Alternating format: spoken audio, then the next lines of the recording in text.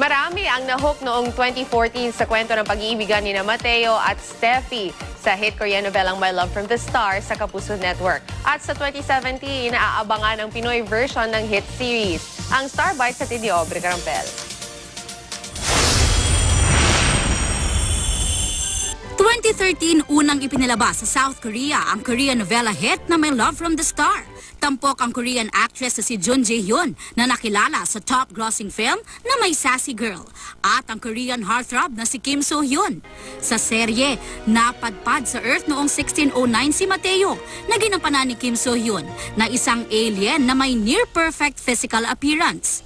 Na-stuck na sa Earth si Mateo matapos niyang ma-miss ang trip pabalik sa kanyang planeta nang sagipin niya ang isang batang babae mula sa panganib. Para hindi mahuli, kada 10 taon, kailangang magpalit ng profile ni Mateo dahil hindi siya tumatanda. Sa present time, isa ng college professor si Mateo at nakilala niya ang top actress na si Steffi na ginampan ang role ni Jun Ji-hyun. Naging close ang dalawa at eventually ay na-fall sila sa isa't isa. Biggest dilemma ng kanilang love story ang nakatakdang pagbalik ni Mateo sa kanyang planeta.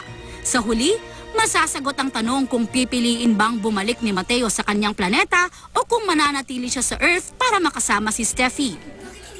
April 2014, inabangan ng Pinoy viewers ang tagalized version ng hit Korean novela na umere sa Kapuso Network.